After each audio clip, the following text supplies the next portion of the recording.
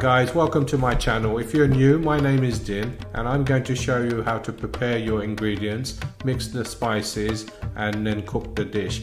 Very simple method I'm going to use, so please follow the instructions carefully. So let's cook.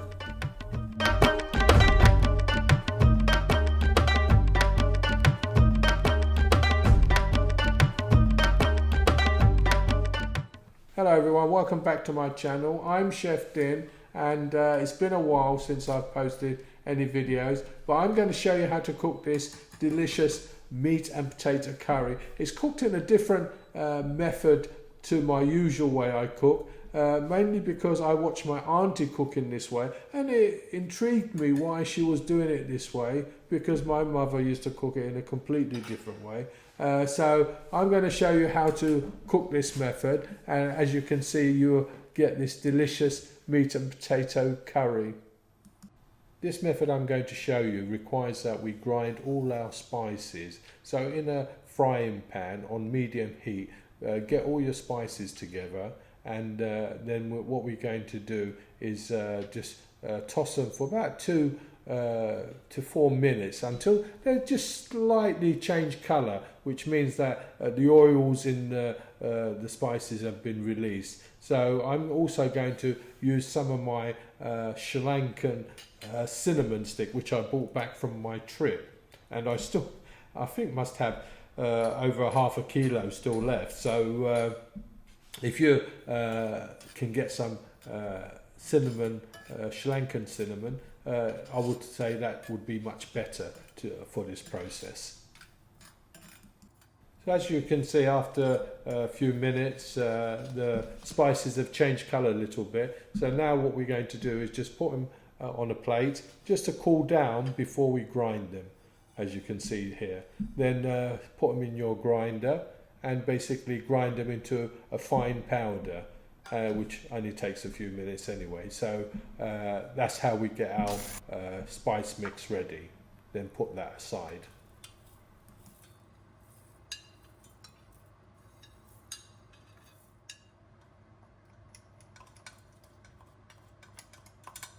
Right, now we've got our spice mix ready, we can start cooking our curry.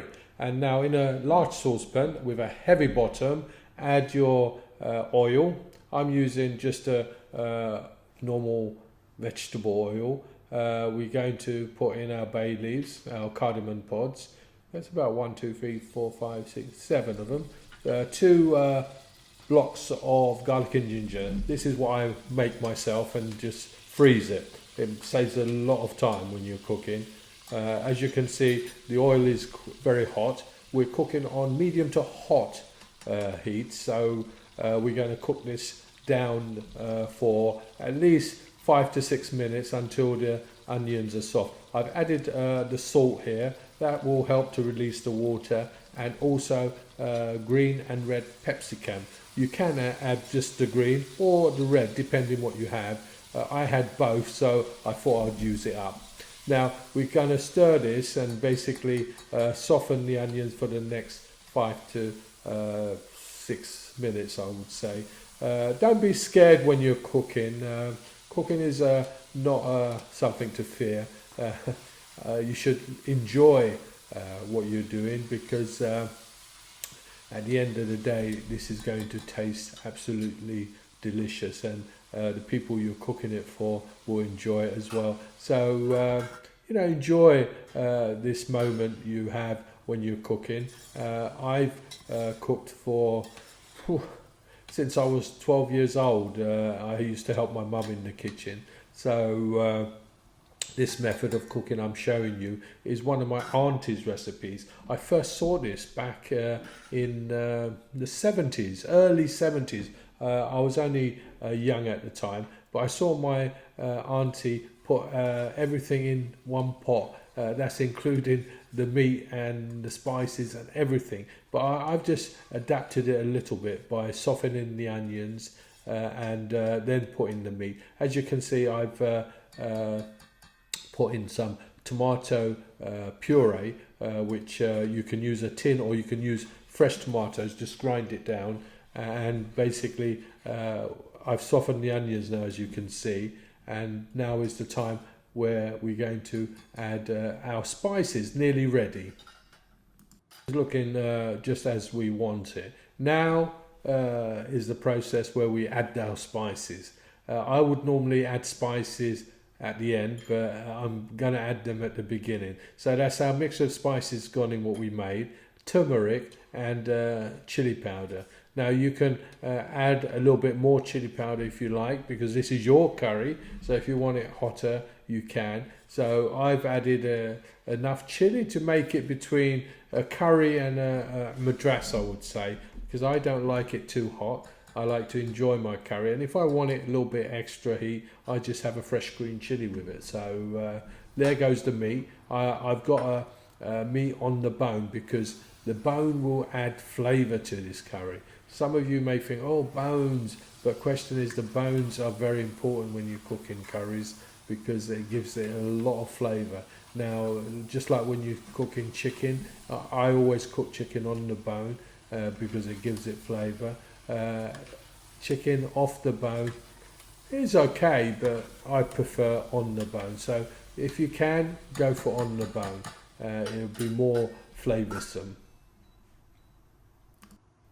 As you can see, I've put the lid on it and I've turned it down as well to low to medium because we want to cook it now quite slowly. So it's a slow cooking method which will cook and every few minutes you need to take the lid off and give it a good stir. Make sure it's not burning at the bottom. I haven't added any water at all. The meat itself is releasing water, so we're going to cook this in the juices of the meat. As you can see, no water added, and I'm stirring it. This will also help to break down the onions, so it's a nice sauce.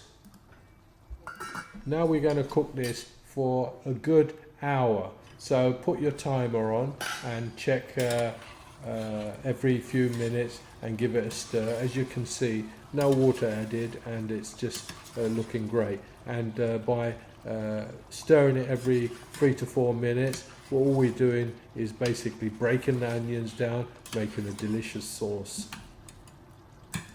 This method of cooking isn't new. After a little bit of research, I find that a lot of people cook this way. In one, it's a bit like cooking a stew. You throw everything in at the same time and just stew it down. And that's what we're doing here. I'm going to add a little bit of lemon juice as well, just to give it a bit of sharpness and enhance the flavour. So just give it a stir and just put the lid on it and let it simmer gently. But remember to stir it every 3 to 4 minutes to ensure that it's not sticking and also to break the onions down. Now with this curry, I would serve pillau rice or just plain boiled rice. Now you can check out my recipe for the pillau rice. It's so easy to do and so flavoursome. And now I hear that using ghee, yes, ghee is supposed to be healthy. So I've started to use a lot more ghee now in my cooking of all sorts of things. I even fry an egg in a ghee. So use ghee apparently. It's supposed to be the most healthiest oil to use. And it's got a high smoking point as well. So you can even fry chips in ghee. As you can see, I've just added some water. I've added about a cup of boiling hot water to stop the cooking process, and this is the only amount of water I'm going to add. If you want the sauce a bit more thinner, you can add a little bit more water. It's entirely up to you. Remember, this is your curry. Now, this curry has been cooking for about an hour now, and it's nearly ready to add the potatoes. You can push down with your spoon on the meat to check if the meat is soft enough for you. If it isn't, stew it a little bit longer. Now I've added the potatoes. I'm going to give this a good stir and also then turn it down even more to low heat for the next 20-25 minutes, just so the potatoes will cook out. If you want at this stage, you could add some fresh coriander.